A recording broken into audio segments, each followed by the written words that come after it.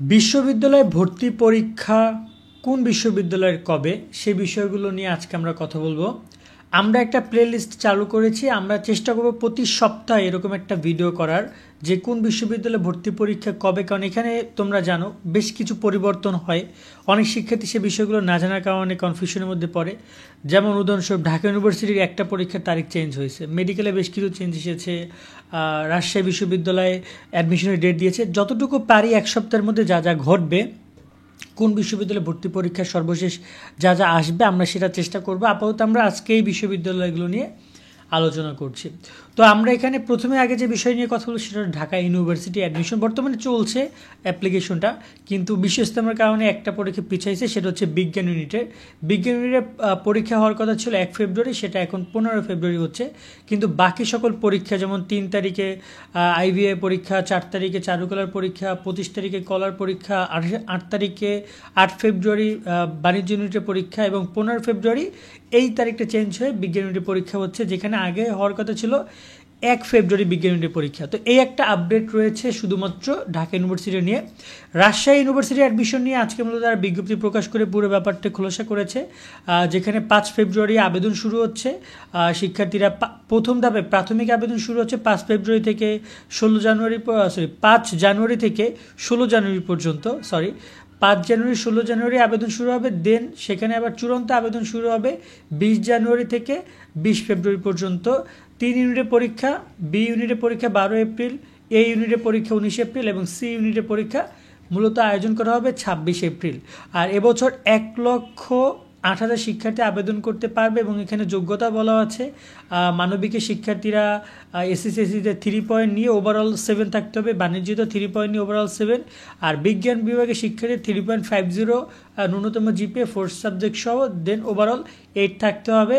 আর এখানে প্রাথমিক আবেদন ফি 55 টাকা, চূড়ান্ত আবেদন ফি বাণিজ্য ইউনিটে 1100 টাকা, বিজ্ঞান ইউনিটে মানবিক ইউনিটে এবং হচ্ছে যে মানবিক এবং বাণিজ্য ইউনিটে 1100 টাকা, আর হচ্ছে যে সি ইউনিটে হচ্ছে 1320 টাকা। তো এই হচ্ছে আপাতত রাজশাহী ইউনিভার্সিটির সর্বশেষ তথ্য। জাহাঙ্গীরনগর নিয়ে যদি কথা বলি, জাহাঙ্গীরনগরের সর্বশেষ যে বিষয়টা আমাদের সামনে এসেছে, জাহাঙ্গীরনগর বিশ্ববিদ্যালয় এখন পর্যন্ত তারা একটা সবাই করেছে যেখানে কারা কারা এই ভর্তি বিষয়গুলো নিয়ে কাজ করবে সে বিষয়ে আয়োজন করা হচ্ছে, কিন্তু এখন পর্যন্ত তারা কোনো প্রকার তারিখ জানায়নি। তারা 24 নভেম্বর এই ব্যাপারটা সভা করবে, সেখানে তারা জানাবে।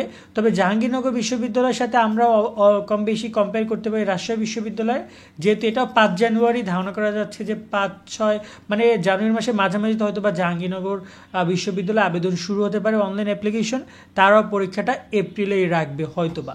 ওকে, দেন আপনার আসি মেডিকেল ভর্তি। মেডিকেল ভর্তির ক্ষেত্রে একটা আপডেট হচ্ছে যে মেডিকেলে এবছর পরীক্ষা হচ্ছে 200 নম্বরে, যেখানে 100 হচ্ছে ভর্তি পরীক্ষা অল নিয়ে, যেটা এমসিকিউ আকারে আসবে, আর 100 নম্বর থাকবে জিপিএতে, যেখানে এসি থেকে 50 এবং এসি থেকে 50 আসবে, যেটা আগে 125/75 ছিল, এখন সেটা শুধুমাত্র 50/50। এটার কারণ দেখিয়েছে সাবজেক্ট ম্যাপিং, এবছর রেজাল্টের সাবজেক্ট ম্যাপিংয়ের বিষয়টি নিয়ে কথা বলেছে। আর এখানে বলা হচ্ছে অনিয়মিত শিক্ষার্থীদের আগে 5 নম্বর কর্তন করতো, বাট এবছর তাদের 3 নম্বর কর্তন করবে। আর বুয়েট ভর্তি নিয়ে বেশ কিছু তথ্য জানা গেছে।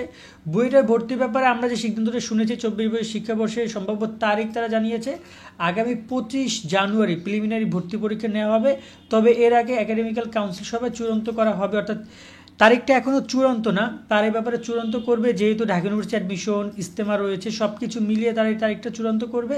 তবে আপাতত তাদের তথ্য অনুযায়ী 25 জানুয়ারি প্রিলিমিনারি ভর্তি পরীক্ষা নেওয়া হতে পারে, তবে এ ব্যাপারে তারা যখন পুরো বিজ্ঞপ্তি প্রকাশ করবে তখন জানা যাবে। আচ্ছা, বুয়েটের কথা আসতে আসতে আমরা অন্য 3টি প্রকৌশলী বিশ্ববিদ্যালয় নিয়ে কথা বলতে চাই। 3টি প্রকৌশলী বিশ্ববিদ্যালয়ে ভাঙনের গুঞ্জন কিন্তু আজকে একক না, অনেকদিন আগে থেকেই, যেখানে কুয়েট বের হয়ে যাওয়ার কথা বলছিল, তারা একক ভর্তি পরীক্ষা নেওয়ার কথা বলছিল, বাট এখন পর্যন্ত সে ব্যাপারে গুঞ্জনই রয়েছে, কোনো সত্যতা এখনও আসেনি।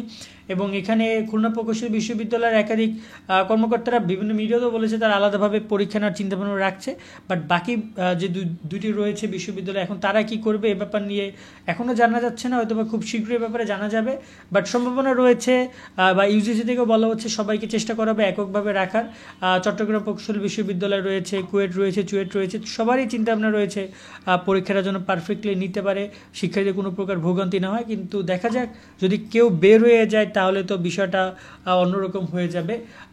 এখন পর্যন্ত এই ব্যাপারে কোনো সিদ্ধান্তটা আসেনি। 9টি কৃষি বিশ্ববিদ্যালয় নিয়ে সর্বশেষ এটাই যে কৃষি বিশ্ববিদ্যালয়ে প্রাথমিক ভর্তি শেষ হচ্ছে আজ, মানে গত বছরেরটা, এবছরের না, 2023-24 সেশনের ভর্তি শেষ হচ্ছে। তো 2024-25 তো তার মানে তোমরা অনেক দেরিতে আছো, তোমাদের একটু অপেক্ষা করতে হবে এই ভর্তি কার্যক্রমের জন্য। আপাতত জাস্ট এটা বলার মানে হচ্ছে এই যে তোমরা বুঝতে পারছো তোমাদের ভর্তিটা কতটা দেরিতে হতে পারে। আর যারা কৃষিতে অ্যাডমিশন নেবে 9টি ইউনিভার্সিটিতে, তাদেরও ক্লাস সেই কবে যে শুরু হবে সেটা তোমরা বুঝতেই পারছো আশা করে। এবার আসছি যে 24টি গুচ্ছ নিয়ে। গুচ্ছর ভাঙন নিয়ে এখন পর্যন্ত ওই আগে যে কথাটা সেটাই রয়েছে, যা মানে এখানে জগন্নাথ ইউনিভার্সিটি থেকে শুরু করে কয়েকটি বিশ্ববিদ্যালয় বেরিয়ে যাওয়ার চিন্তাভাবনা করছিল, কিন্তু এখন পর্যন্ত সে ব্যাপারে কোনো প্রকার সলিড ভ্যালিড নিউজ কোনো পাওয়া যায়নি। তবে ইউজিসির চেয়ারম্যানের গত কয়েকদিন আগের বক্তব্যটা স্পষ্ট যে তারা চেষ্টা করবে সবাইকে একত্রে রাখার। এখন যদি কেউ, এখানে তিনি এটাও বলেছেন সবার ব্যক্তি স্বাধীনতা রয়েছে, বিশ্ববিদ্যালয়গুলোর স্বাধীনতা হস্তক্ষেপ করবে না, তবে শিক্ষার্থীদের কথা চিন্তা করে বিশ্ববিদ্যালয়গুলোকে উচিত গুচ্ছতে জয়েন থাকা। এখন এটা আসলে তিনি ওভাবে ছেড়েও দিয়েছেন, আবার তিনি রিকোয়েস্টও করেছেন। দেখা যাক বিশ্ববিদ্যালয়গুলো এখন কি করে। যদি 2-1টি বিশ্ববিদ্যালয় বের হয়ে যায়, সেক্ষেত্রে অলমোস্ট অনেক বিশ্ববিদ্যালয় এই প্রক্রিয়া থেকে বের হয়ে যাবে। এটা কিন্তু একটা স্বাভাবিক ঘটনা, কারণ 2-1জন বের হয়ে গেলে তাদের পথ তো 2-4জন ধরবেই, এবং আস্তে আস্তে বিষয়টা সামনের বছর পুরোটাই ক্লোজ হয়ে যাবে গুচ্ছটা। এখন এটা শিক্ষার্থীদের জন্য কার কীভাবে মতামত সেটা অবশ্যই কমেন্টের মধ্যে জানাতে পারো। পরবর্তী যে আপডেটগুলো রয়েছে আমরা চেষ্টা করবো সেই বিষয়গুলো শিক্ষার্থীদেরকে জানানোর। আজকের মতো আমরা এখানেই বিদায় নিচ্ছি। সকলে অনেক অনেক ভালো থাকবেন। আল্লাহ হাফেজ।